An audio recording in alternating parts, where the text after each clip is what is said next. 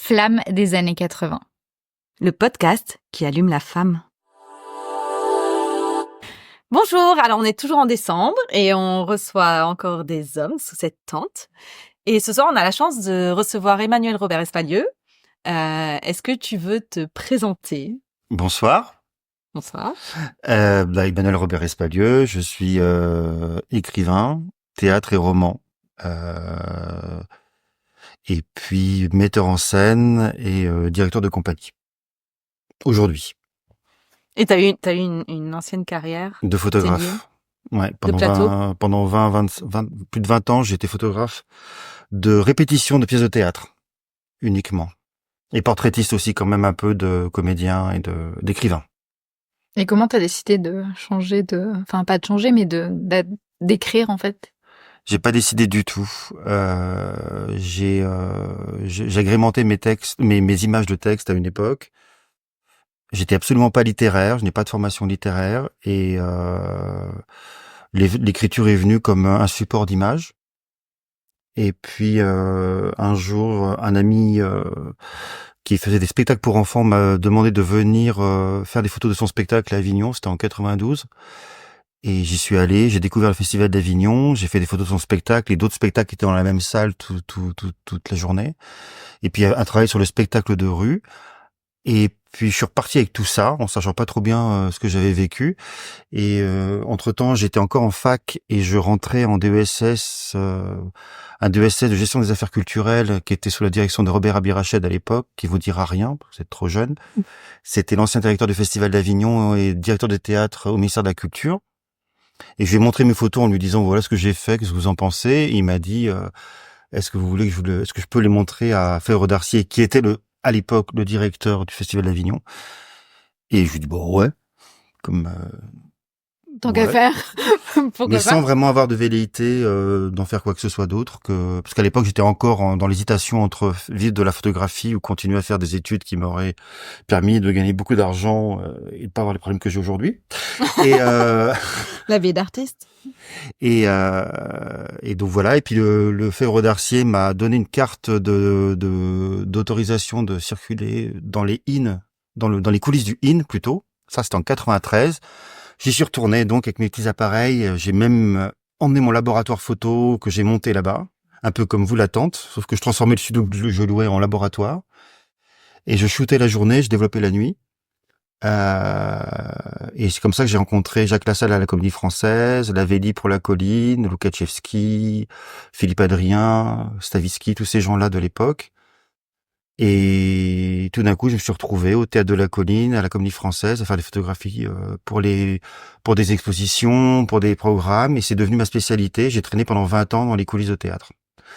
Et donc, j'ai appris le théâtre par l'oreille. Je dis toujours ça. Pour moi, le théâtre, c'est une musique avant tout. Donc, j'entendais des textes, parce que je restais en gros 2 à 3 semaines par pièce à traîner, parce que j'ai resté du travail à table au début jusqu'à la première. Donc, je compartimentais mes interventions et finalement, sans le savoir, j'entendais les textes, je les entendais 20 fois et j'ai appris le théâtre vraiment à l'oreille. C'est intéressant, tu as eu comme une formation, inconsciemment, tu as été formé à devenir ce que tu es devenu aujourd'hui, auteur. Exactement. Et metteur en scène, c'est incroyable. Ouais, j'avais la place privilégiée d'un assistant metteur en scène sans en avoir les tâches. Voilà, c'est-à-dire que j'étais là, partout, je le suivais et j'ai assisté des mecs comme j'ai même assisté à Harold Pinter. Ah ouais. Sur 2 pièces et donc des gens, Jean-Luc Boutet avant qu'il ne disparaisse, des gens vraiment extrêmement enfin aujourd'hui je réalise la chance que j'ai eue de côtoyer des gens comme ça. Et puis des comédiens aussi alors là à l'appel et des gens que j'ai fini par photographier aussi. Mon travail de portraitiste s'est développé dans les coulisses où je disais je peux faire des portraits de vous. Il y avait toujours besoin de portraits de toute façon parce que je vendais un peu mon travail en expo et puis photos de presse. Et donc, fallait des portraits. Donc, les Noiret, les Bouquets, tout ça, j'ai travaillé avec eux plusieurs fois. Et donc, j'ai des portraits d'eux en travail et en pause. Tu dois faire une rétrospective de tout ça. Ce serait génial de les voir, ces photos. Alors, ouais, mais... oui, on me le ressent sans arrêt, sauf que je suis pas quelqu'un qui aime ressortir les choses du passé. Donc, j'ai un gros problème avec ça. Pour moi, le passé est consommé, en fait. Donc, c'est en moi. Je pense que ça se retraduit par ce que je fais aujourd'hui en écriture. Et puis même en direction de comédiens aujourd'hui que ma compagnie, j'ai tellement vu des metteurs en scène diriger que en fait, j'ai bu aussi ça. C'est pour ça que je parlais d'assistant metteur en scène. L'assistant, en général, il boit aussi la technique de mise en scène du mec qui l'assiste ou de la nana qui l'assiste. Et moi, en l'occurrence, j'ai eu la chance d'en faire 150. Et du coup, je pense que c'est un peu un mélange de tout ça. Beaucoup plus que ce qu'un assistant aujourd'hui fait avant de devenir C'est metteur pour en ça que je suis scène. bien meilleur que les metteurs en scène qui ont assisté. Évidemment. Non, vous savez, quand on est assistant, maintenant, je sais pas, peut-être on va faire une dizaine, maximum une vingtaine, mais 150, c'est très rare. Mais Dizaine, même pas. Même pas, c'est pour ça que je voulais pas Et puis on sent le metteur en scène qui a été l'assistant d'eux. Il y a une école, en fait. Ouais. Moi, c'est l'école bourguignonne. C'est l'école, on sait pas d'où. Non, enfin voilà, donc c'est un mélange de plein de choses, des gens dont j'ai aimé le travail de direction, d'autres dont je me sentais proche, et d'autres, je trouvais qu'ils dirigeaient, c'était violent, ou c'était pas comme ça que je voyais les choses. Mais ça, c'est facile de le dire Avec le recul. avec le recul. Et tous ces portraits-là, ils sont quoi? Ils sont dans une boîte fermée, nostalgique, de côté qu'on n'ouvrira pas ou... Ça, c'est pour la légende. Non, c'est plutôt dans des classeurs. En plus, le fait c'est que c'est horrible ce que je vais raconter, mais c'est il y en a qui ont été détruits par une inondation. Ah. Donc, il y en a une partie qui a vraiment disparu. Mais en même temps, je trouve ça assez beau. J'aime bien ce côté. Justement, ça fait partie maintenant des souvenirs du temps passé. Je suis pas tellement, moi, les rétrospectives, ça me saoule. Je suis pas. C'est marrant que tu dis ça, parce que moi aussi j'ai un rapport au temps où les souvenirs ou les photos, j'aime les perdre, ça me fait de la peine sur le moment, mais en même temps je me dis, je veux pas passer des heures à regarder les vieilles photos. Enfin, je trouve que moi, je suis un peu comme toi. Donc, ouais, c'est en soi. Puis pour regarder devant, faut savoir que tu les as faites, mais les ressortir. Et puis les photos, c'est une émotion avant tout pour celui qui les a prises. C'est pas une image. L'image presque. Ouais, c'est joli, c'est beau une image, mais derrière, il y a le moment, et ça, c'est indicible. Et c'est pas une exposition qui va retracer ce moment en plus.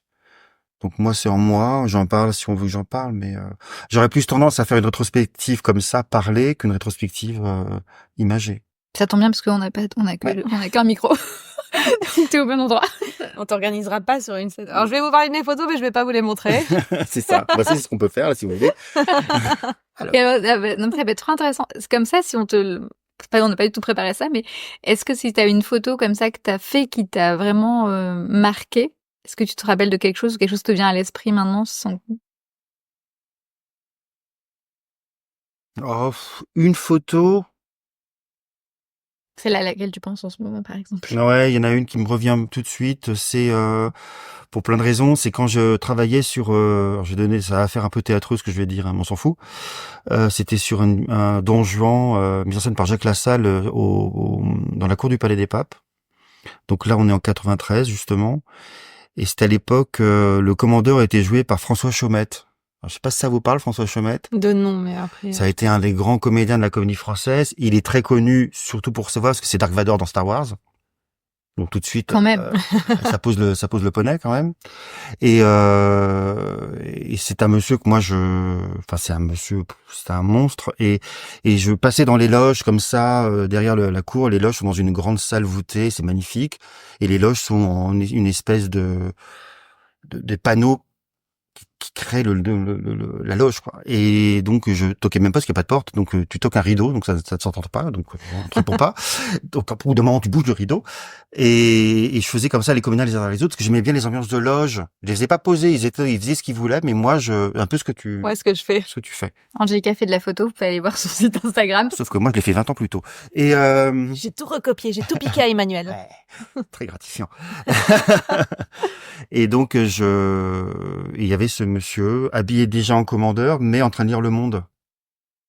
Et j'ai adoré ce moment où je lui ai dit voilà, est-ce que je peux faire un portrait de vous, et puis il m'a dit oui, vous en prie. Et hop, il a pris sa lecture.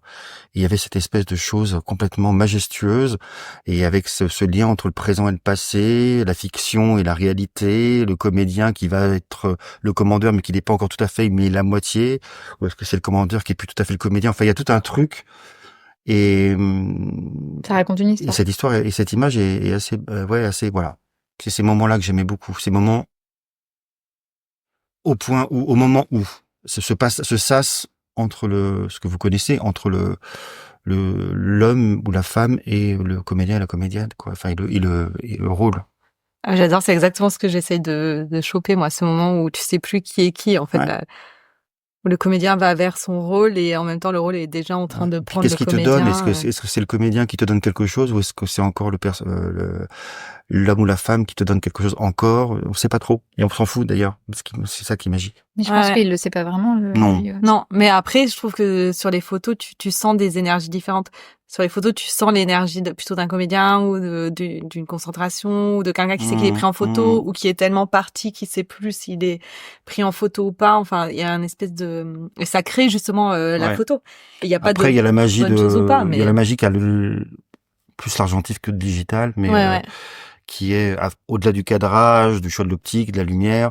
Il y a la matière aussi qui vient créer une dimension qui est liée et ça de l'argent, qui est une dimension de matière qui vient aussi mettre un filtre entre ce que l'œil voit, ce qui te reste comme image dans le résidu mémoriel, quoi, dans ce qui te reste dans ta tête, et la réalité du tirage qui vient amener encore une autre dimension. Enfin, voilà, c'était cette magie-là après laquelle je courais quand j'étais photographe et que j'ai perdu avec le numérique. Ce qui fait que ça m'a pas posé de problème de passer à l'écriture. Transition. Non, Ah, mais il est trop fort, le mec, quoi. On va partir. On est passé au numérique, j'ai décidé d'écrire. Bam! Bam. Et donc, alors, Vous écrivez avec un stylo ou avec un ordinateur? Non, on va pas te poser cette question, mais si tu veux absolument y répondre, on t'écoute. Tu plaisantes. Non, allez-y, posez-moi des questions, je suis ouvert.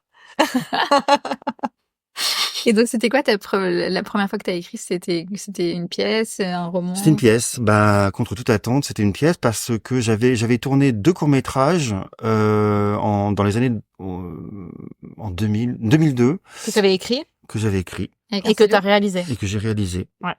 J'en ai écrit 2 et j'ai même tourné une pub que j'ai coécrit avec Axel Lafont et qu'on a réalisé pour le Printemps du cinéma. C'est à une époque, il passait Ouais. des films Ouais. courts avec plein de comédiens super connus. On avait gagné en fait, c'est un appel à projet, on l'avait gagné, on l'a tourné. Et il y avait eu ces 2 courts-métrages aussi. Donc j'avais réalisé 3 films courts, mais voilà, et puis j'avais réalisateur, tout ça. Et puis il a suffi que j'ai un des films qui a bien marché en festival, donc qui a été beaucoup vu. Donc je l'ai accompagné. Et donc j'ai été comme ça, comme un con, à côté des autres réalisateurs et réalisatrices devant des publics pour expliquer pourquoi c'est super de tourner un film ou pourquoi je serai le Costa Gavras de demain. Et en fait non. En fait, plus je parlais et moins je parlais et plus je me sentais pas du tout à ma place et j'ai réalisé qu'en fait tout ce bordel ne me correspondait pas. Et tu sais pourquoi parce que Trop l'image, l'écriture, tout de suite, on se dit trop réalisateur. compliqué, trop de biais techniques pour moi.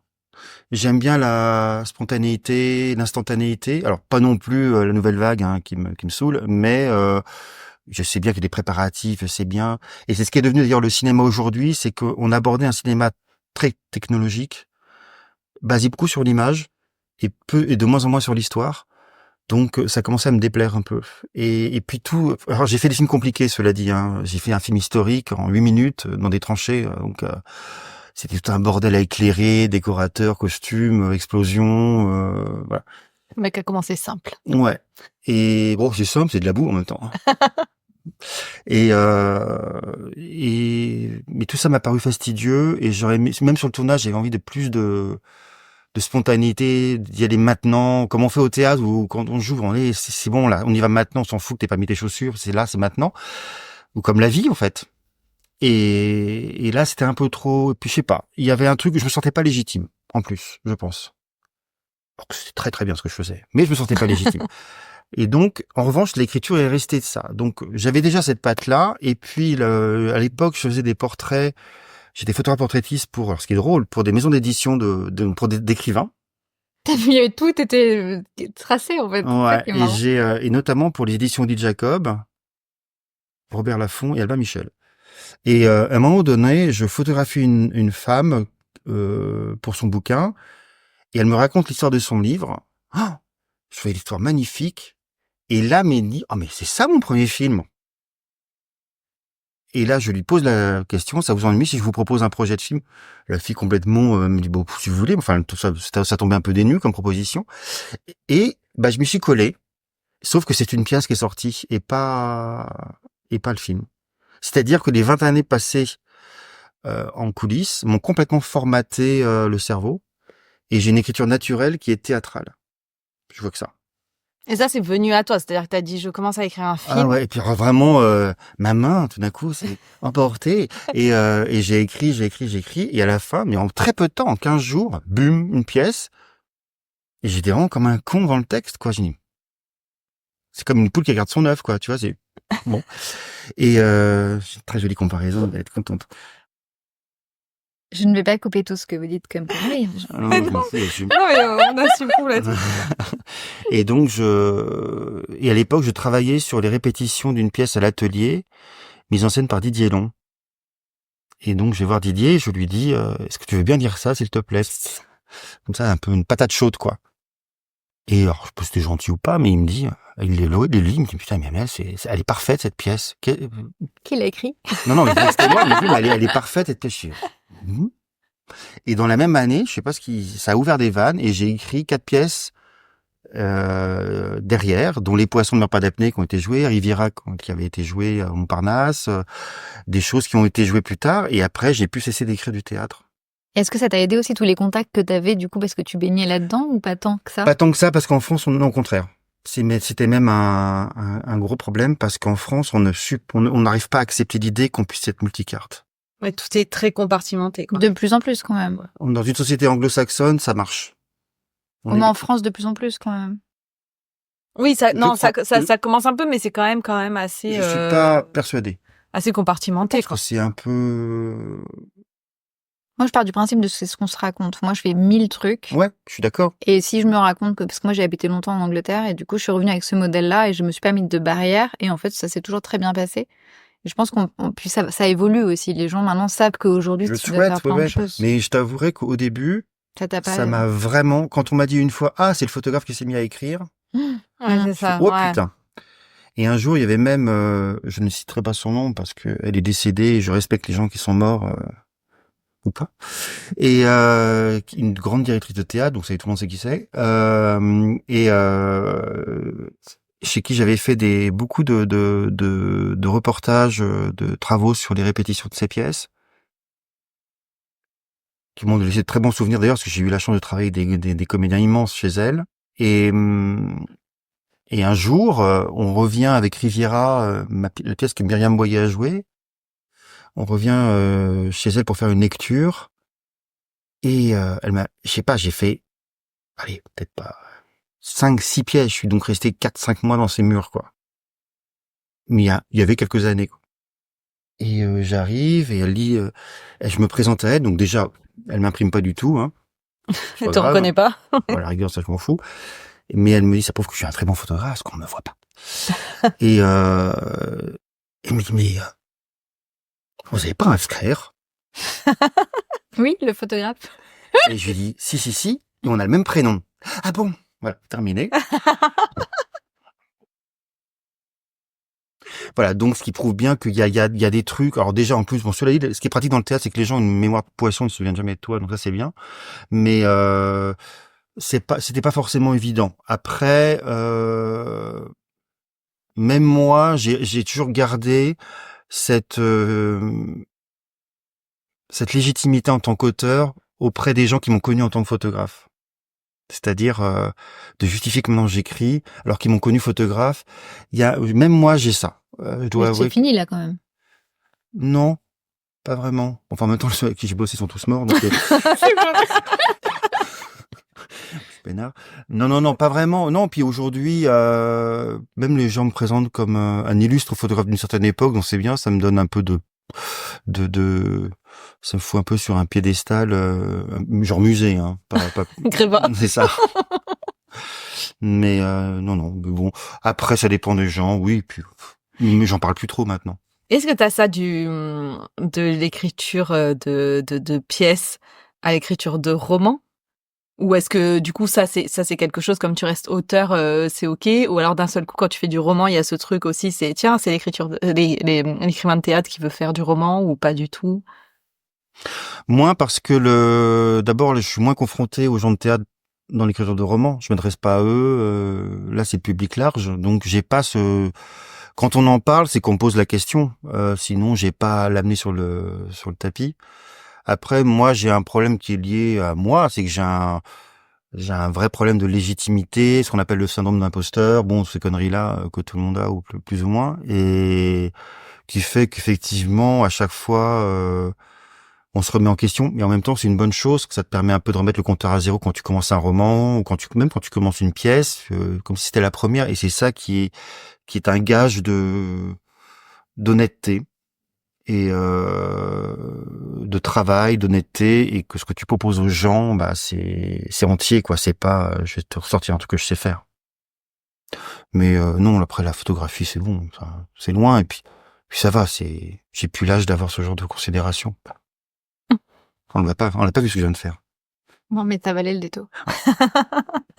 Et quand t'as écrit tes romans, t'es parti d'une idée et ça s'est avéré être un roman comme pour la pièce de théâtre, ou c'est... Non, pas du tout. Alors là, c'est encore une espèce de vague supplémentaire qui vient faire son travail sans vraiment que je le décide. C'est une amie, Margot, qui est devenue mon éditrice d'ailleurs depuis, qui a eu écho d'un projet de film que j'avais écrit, parce que j'ai eu quand même un projet de film long métrage pendant très longtemps.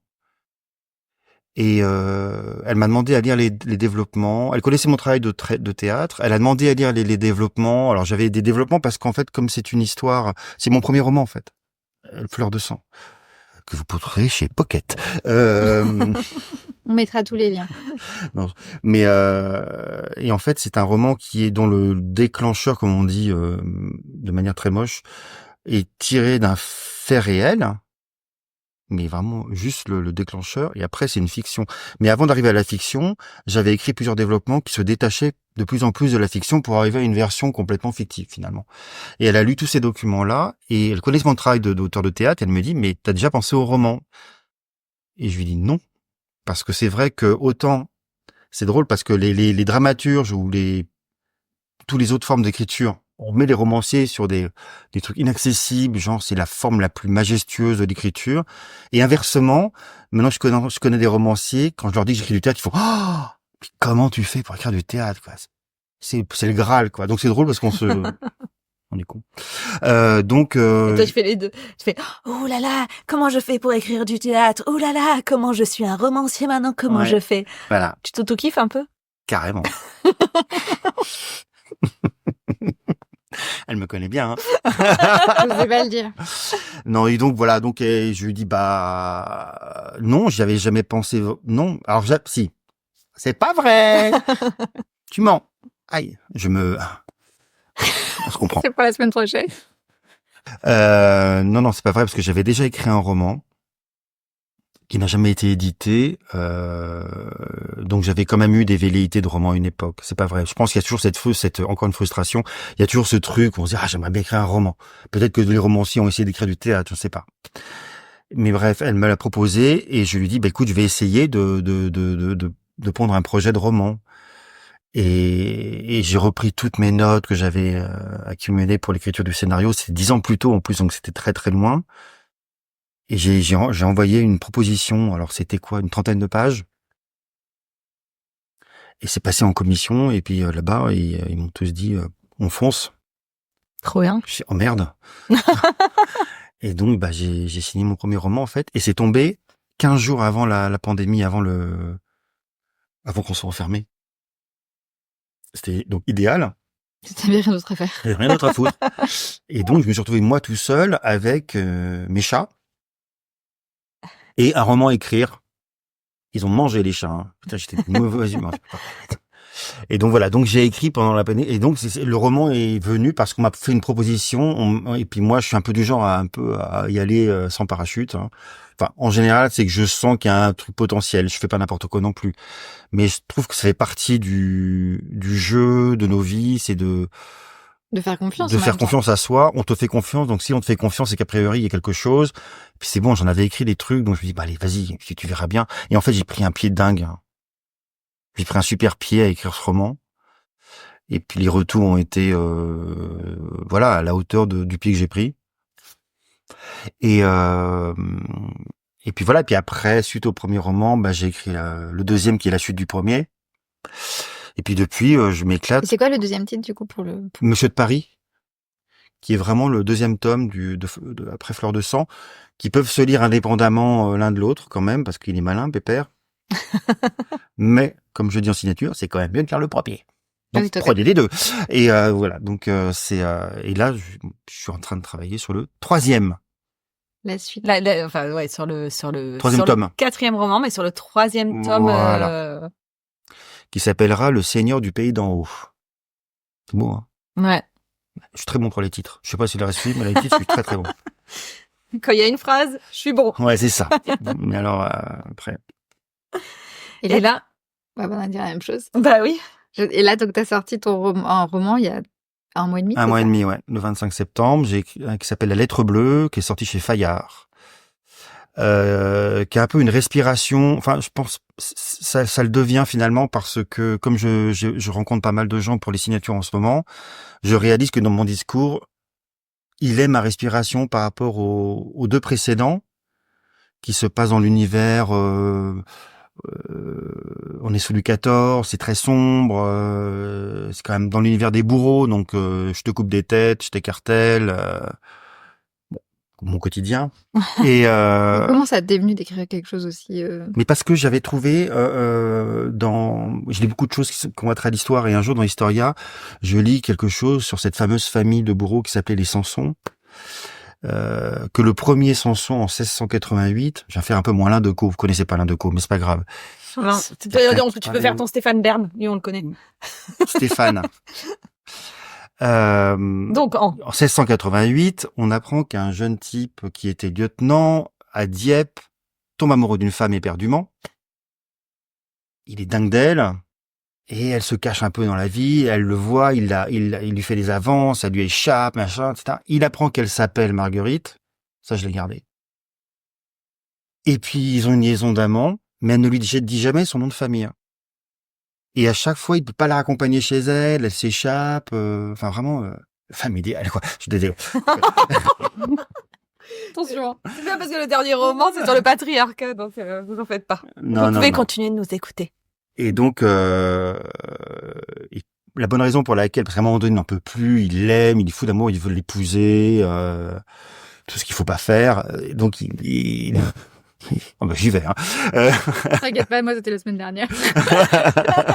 Chacun son tour. Et donc, en fait, il apprend que par l'entremise d'un cousin qui est jaloux parce qu'il l'aime aussi, il va donc l'amener un jour sur la place publique où il y a une exécution.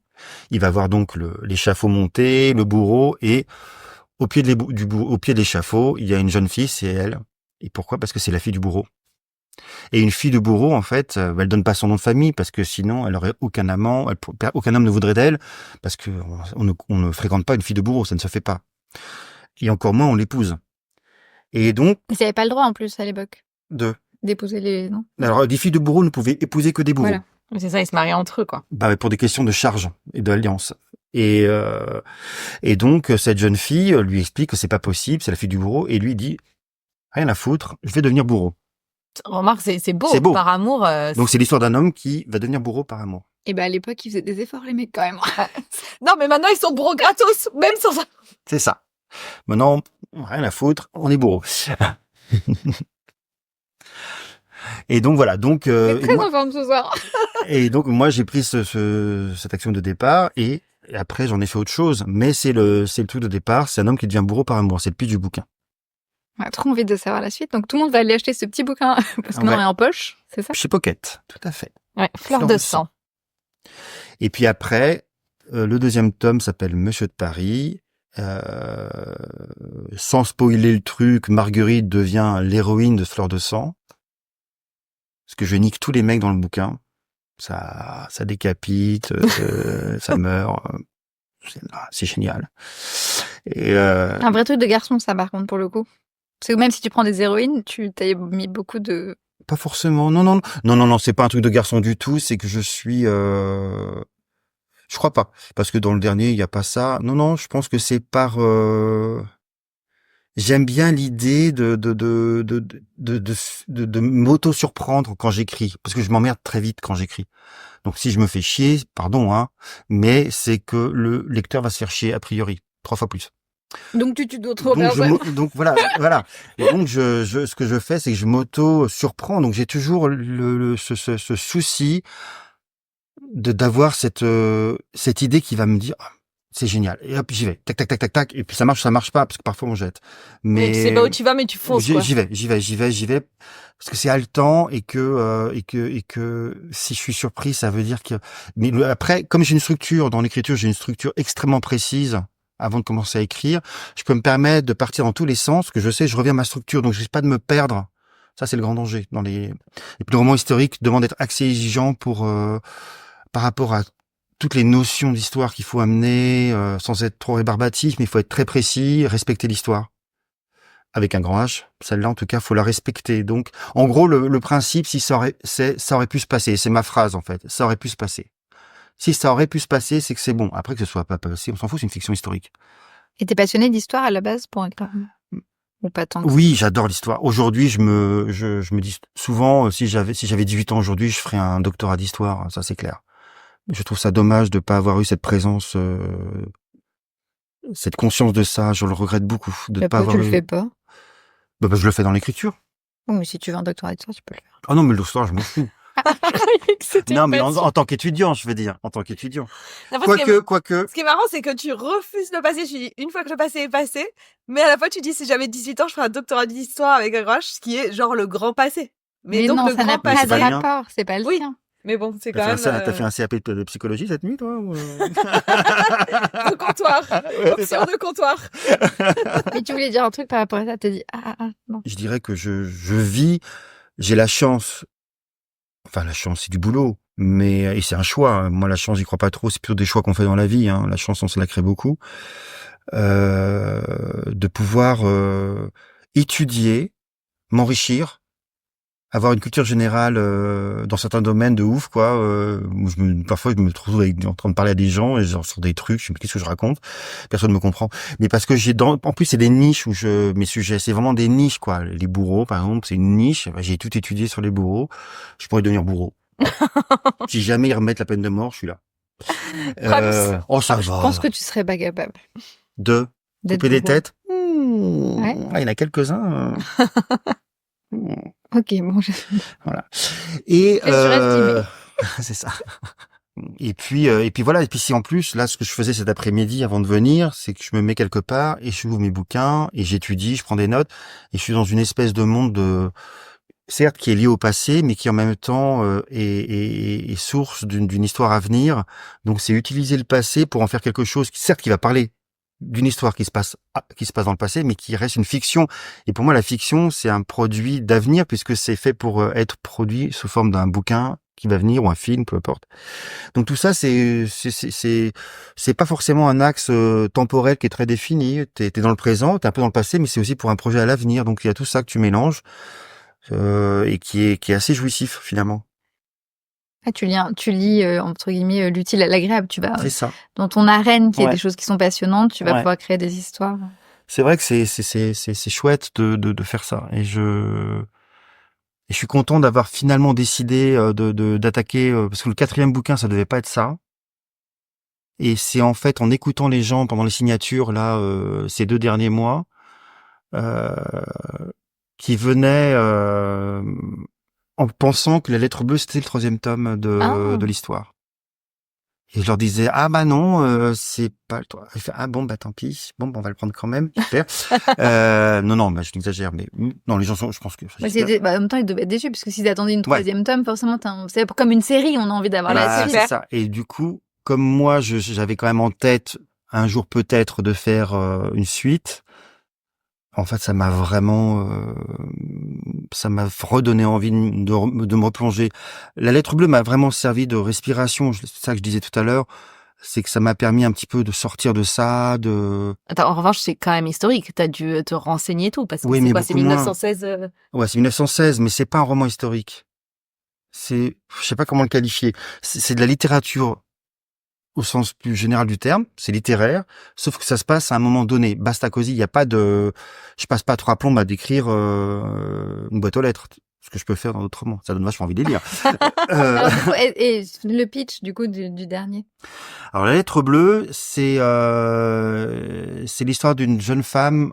Donc, en 1916, on est vraiment en plein dans la Première Guerre mondiale. Elle vit dans un petit village en Bourgogne, évidemment. J'ai planté ça dans le village de mes parents parce que j'aime bien utiliser des décors qui sont... Ça s'appelle comment, le village? Onlay, O-N-L-A-Y.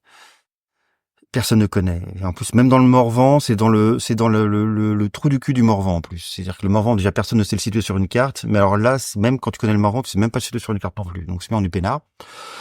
Mais c'est beau, en même temps. C'est pas abîmé. Et donc c'est l'histoire de cette jeune femme qui est veuve de guerre. Son mari est décédé environ 2 ans plus tôt, le premier jour de la guerre, et elle a la vie très contraignante d'une veuve de l'époque. Elle habitait habillée en noir. Elle a la vie très astreinte des champs. Elle doit s'occuper de ses propres champs à elle. Elle a chez elle son beau-père qui en plus est pas en bonne santé, dont elle s'occupe. Et elle a un boulot parce que les veuves à l'époque, on leur allouait un travail pour avoir une complémentaire à la pension de veuve. C'était soit travailler au PTT, soit dans les usines d'allumettes. Ne me demandez pas pourquoi les allumettes, je ne sais pas. Mais apparemment, les usines d'allumettes donnaient du travail aux veuves de guerre. Et donc, cette fille elle répond à tous les critères de la femme parfaite qui va faire et qui montre par son état de viduité, on dit, pour les veuves, elle relate la présence de celui qui n'est plus là. Et donc elle rappelle l'effort que fait la nation pour sauver ses ouailles, etc. Et donc, sauf qu'un jour, elle entend parler d'un bal clandestin un soir. Or, à l'époque, les bals étaient interdits. C'est le pitch le plus long de la terre, je suis en train de vous faire. Non, mais on adore. Raconte pas tout le livre, quand même. Non, je sais m'arrêter au bon moment.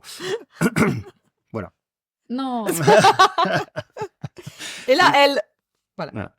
Et donc, elle entend parler d'un bal clandestin et tout d'un coup, il y a cette envie d'aller danser qui lui prend, non pas pour aller être la veuve joyeuse, comme on appelait ça à l'époque, mais juste pour être une femme le temps d'une danse, mettre une robe à fleurs et peut-être retrouver un peu celui qui n'est plus à travers le corps d'un autre, mais le corps dans le cadre d'une Java ou une polka, mais pas plus. Bien évidemment, ses copines au village lui disent mais t'es folle, faut pas y aller, tu peux pas, machin. Et elle y va quand même. Et elle se trouve aussi, il y a une confrontation avec son beau-père qui lui aussi, on pense que c'est parce que il estime que c'est trahir la mémoire de celui qui n'est plus là. Elle y va. Et bien évidemment, dès le lendemain matin, ça va se savoir dans le village. Et là, il y a tout le village qui va se retourner contre elle. Le politique, le religieux, même ses copines. Et le bouquin, ça va être son combat pour s'affirmer comme la femme qu'elle est toujours à une vingtaine d'années, et non pas simplement comme la veuve qu'on veut qu'elle soit. Et c'est ce combat-là qu'elle va mener pour continuer de vivre et ne plus vivre dans l'ombre de quelqu'un qui n'est plus là. Voilà. Comme je dis dans le roman, j'aime bien m'autociter parce que c'est tellement bien écrit. Quand le soldat meurt, c'est sa femme qui meurt un peu. On est un peu obligé de mourir avec celui qui est parti parce que c'est comme ça. Tu es supposé représenter celui qui n'est plus là. Et il y avait aussi une autre mission qui était que sur le front, en général, les veuves étaient marraines de guerre, comme d'autres femmes, mais souvent on les collait à la marraine de guerre et c'est par ce comportement très catho, très comme il faut, très moral, que le soldat se sentait motivé pour aller au combat. Pour peu qu'il apprenait que les femmes s'envoyaient en l'air derrière, on ne respecte, voilà, et le mec il avait plus aucune raison d'y aller et du coup ça cassait l'entrain du soldat, quoi. Donc il y avait cette responsabilité de mémoire et en plus quasiment de guerre. Donc c'était hyper lourd pour les femmes, quoi. Et elle a juste voulu danser. Et elle se retrouve confrontée à cette société patriarcale et religieuse qui va tout d'un coup lui imposer des choses dont je ne vais pas parler, parce que sinon on dévoile le livre. Hein, sinon ça s'appelle un audio-livre. Et donc ça va être un combat qu'elle va mener. Et si je dis quand même un combat qui finit bien. Je dis pas comment, parce que je tiens quand même à être très optimiste. J'avais envie d'être optimiste. Mais ça fait du bien, surtout de nos jours. Bah oui, non mais parce que j'ai tendance j'ai quand même une vision pas forcément optimiste de la société, comme on la voit, mais j'ai quand même une vision un peu factuelle et fataliste de la société. Et puis même quand j'ai lu des témoignages, quand j'ai lu un peu sur les veuves de guerre de l'époque, franchement, il y avait pas de quoi être optimiste au moment où elles vivaient ça, quoi. En 1916, il y avait vraiment pas de quoi être optimiste, hein, c'est juste l'horreur. Mais moi, j'avais envie que cette femme, elle mène son combat jusqu'au bout et que justement, elle arrive à aller au-delà de cette fonction qu'on lui imposait et de ramener tous ces gens-là, les politiques, les religieux, les bécasses, les grandes gueules, les ramener à leur médiocrité, quoi. Et tu sais pourquoi tu as eu cette idée-là est-ce que t'as une grand-mère t'a pu t'inspirer ou quelque chose Non, de... j'ai pas de petits trucs. Très honnêtement, c'est une question à laquelle j'ai du mal à répondre. Initialement, cette pièce, tu vois, j'ai dit cette pièce, cette histoire est une pièce de théâtre que j'ai écrite en 2003, qui avait été jouée au Festival de Grignan et qui avait été vachement bien reçue, mais qui n'a pas eu de suite. Et c'est une chose que j'ai toujours regrettée. Alors pourquoi je l'ai écrite à l'époque, ça remonte à tellement loin, je sais plus trop. Alors il y a beaucoup de choses. Je pense qu'il y a le fait que la Première Guerre mondiale est un conflit qui m'a toujours, quand je dis passionné, j'aime pas dire ça. C'est pas la guerre en soi qui me passionne. C'est comment les gens l'ont vécu. C'est une période qui me passionne. Les années 10, 20, 30, 40 me passionnent. J'adore cette société de l'époque quand je dis j'adore, c'était une société qui était quand même un petit peu belliqueuse, on va dire. Mais, d'un point de vue privé, c'est une société à laquelle euh, de laquelle je me sens proche. Et puis il y a ça, il y a le côté campagne dont je suis très proche, parce que je suis plutôt quelqu'un de la campagne. Et après, je pense que j'ai été toujours. Sans vraiment le savoir, proche de rôle, d'écrire pour les femmes. Dans toutes les pièces, il y a toujours quasiment toujours un rôle de femme prédominant. Donc que ce soit un rôle féminin, ça me paraissait une évidence, et j'ai toujours été plus proche, j'ai eu toujours plus de facilité à parler du combat de femmes que du combat des hommes. Pourquoi? J'en sais pas trop, je sais pas trop comment. Pourquoi? Je sais pas. Peut-être parce que de par la position qu'a la femme depuis la nuit des temps dans la société, l'homme a fait en sorte que l'homme au sens sexuel du terme a fait en sorte que elle soit en dessous, à son service, procréatrice, donc voilà, et l'homme au boulot me fait la guerre, etc. C'est un peu de rapport un peu primaire qu'on peut avoir.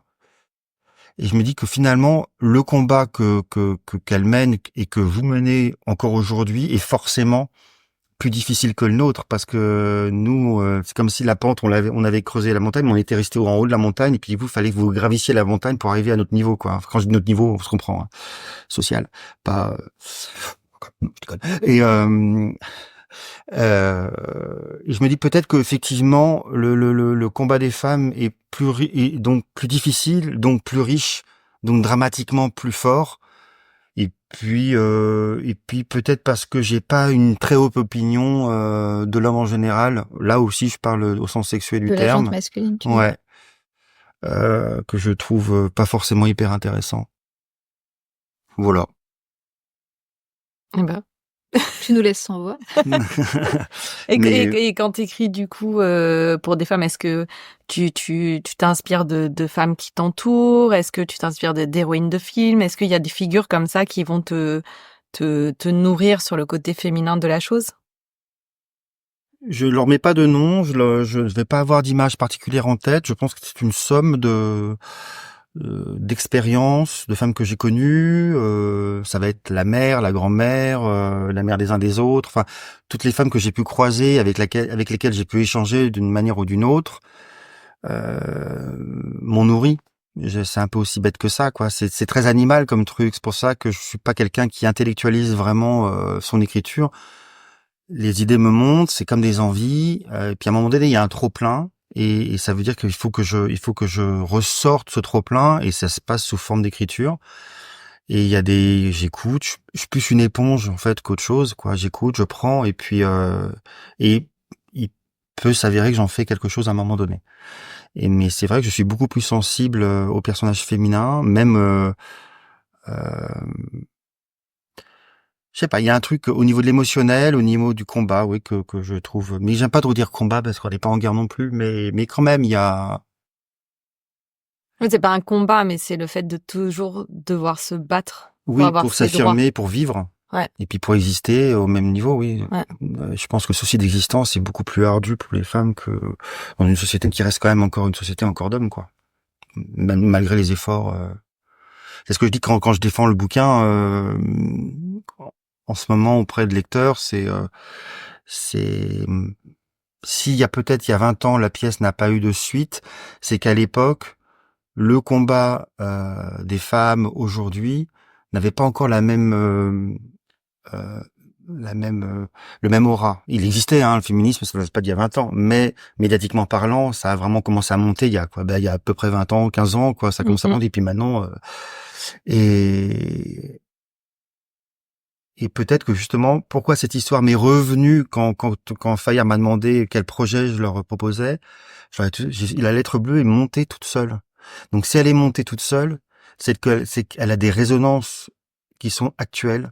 C'est pas un hasard, quoi. C'est pas parce que j'avais ça sous le pied. C'est parce qu'il y a une résonance. C'était le moment, quoi. C'était le moment qu'elle ressorte. Et effectivement, ils ont lu le truc et ils m'ont dit, mais faut y aller, quoi. Donc voilà. Et la lettre bleue, parce que je pense que les gens savent pas pourquoi le titre, mais est-ce que tu peux l'expliquer parce que c'est assez. La lettre bleue, c'était la petit. couleur du courrier qu'on recevait quand on apprenait la mort de quelqu'un sur le front. Donc t'avais même pas besoin de De lire la lettre, quoi. T'as un mec Ah. qui arrivait avec sa lettre bleue et tu savais que c'était. A priori, quand tu voyais déjà le gendarme arriver près de ta maison, ou le facteur, mais c'était aussi, ça pouvait être un gendarme, tu serrais les fesses, hein, si je puis dire. C'était vraiment. D'ailleurs, il y a un très joli court-métrage avec Myriam Boyer. Je sais plus comment il s'appelle, où justement on voit un facteur qui arpente la rue principale d'un village. Et il y a toutes les femmes à la fenêtre qui ne respirent plus. Et quand il passe, et puis finalement qu'il ne s'arrête pas, elle respire, quoi. D'imaginer la transition. Avant, maintenant, on n'a pas un texto pendant 2 heures, on est hyper affolé. Alors qu'avant, il fallait attendre il partait à la guerre, pas de nouvelles et on attendait que le facteur nous amène. Et souvent. C'est horrible. Et ce qui arrivait fréquemment, ce qui est le cas dans le roman, c'est que t'apprenais la mort du type 6 mois après qu'il soit mort. Bah oui. Ah ouais. Eh oui, bah oui. Fallait déjà que le corps soit reconnu. Parce qu'en général, quand ils mouraient, ils étaient pas forcément entiers. Ouais. Et puis, Puis des fois, il le savait pas, il revenait pas de la guerre et puis il avait pas de nouvelles. Il fait des déductions. Et ce qui est aussi un autre sous-sujet dans le sujet, c'est la difficulté de faire le deuil quand tu n'as pas le corps. Ah bah oui, ça c'est un vrai. Parce que les corps n'ont été rapatriés qu'à partir de 19 jusqu'à je sais plus quand, mais en 21, 22, les gens n'avaient toujours pas retrouvé le corps entre ceux qui étaient dans des ossuaires qu'on appelle les ossuaires aujourd'hui, où finalement on sait pas qui c'est, donc tout le monde va être là, et puis on va estimer qu'il est là parce que il était supposé être dans ce coin. Et puis ceux qui mettent des plombs à revenir, quoi, qu'il faut déterrer parce qu'ils ont été enterrés entre-temps. Enfin, ça devait être un truc. Non, l'horreur. Et puis l'espoir toujours que peut-être ils se sont trompés. Ouais. L'espoir que ça ressonne. Bien sûr. Ouais. Bien sûr. Donc c'est tout ce truc-là dont je parle avec.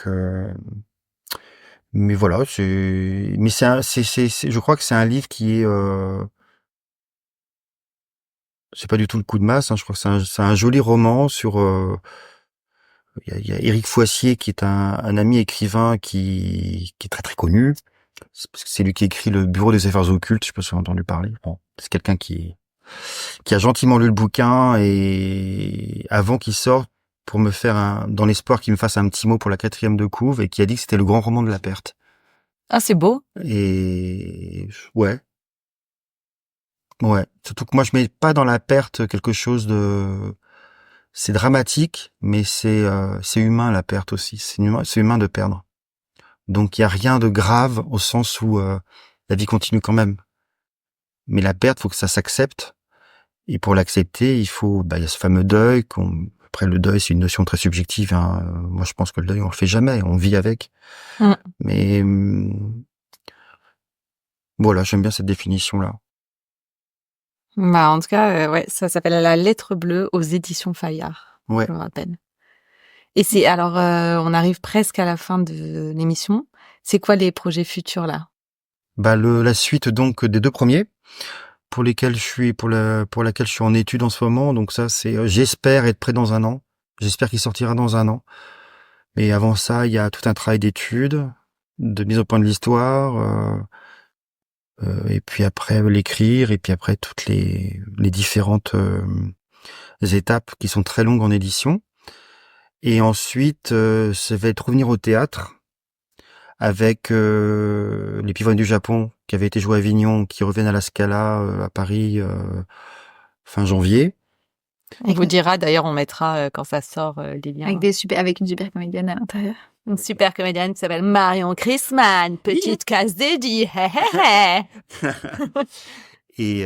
Et Gaël Cota, quand même, ne pas l'oublier. Évidemment. Bien sûr. Et mise en scène par Fabio Mara. Mais évidemment. Merci bien. Écrit par Emmanuel Robert Espagnol. Évidemment. Et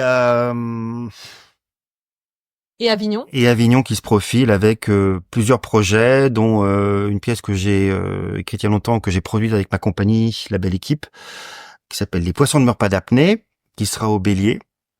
Et puis une autre pièce, et 3 autres pièces normalement.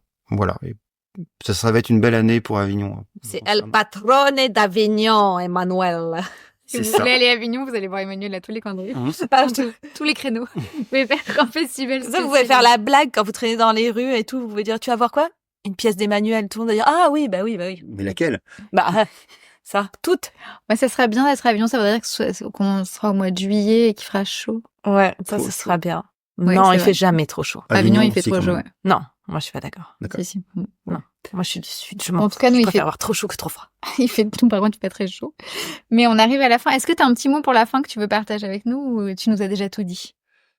Bah alors qu'est-ce que je pourrais partager? Ou un petit Bah, truc, un petit tip. merci déjà de m'avoir fait travailler pendant 1 heure sur Qui suis-je? sur ma Rétrospectif. sur ma haine de la tente. Parce que finalement, je ne supporte pas d'être dans une tente. Et là, ça fait 1 heure que je suis dans une tente et je trouve que je me suis vachement bien tenu. Et ça va, et t'es heureux ou t'es mal? Non, ça va, ça fait un petit peu... on est entre le Touareg et Madame Irma. Il y a un truc un peu... Ouais, après, on Ouais. fait le tirage de cartes à la c'est fin. ça. Non, c'est très agréable, en très bonne compagnie, Ah bah, évidemment. évidemment. Non, c'est très agréable et puis c'est toujours... Et puis c'est un biais un petit peu particulier d'aborder le thème de l'écriture en parlant de plein de choses. Donc j'ai passé un très joli moment. Ah bah, nous aussi. Merci beaucoup. Merci, Emmanuel. Merci à vous. Et on se retrouve la semaine prochaine avec un nouvel homme. À la semaine prochaine. Flamme des années 80. Le podcast qui allume la femme.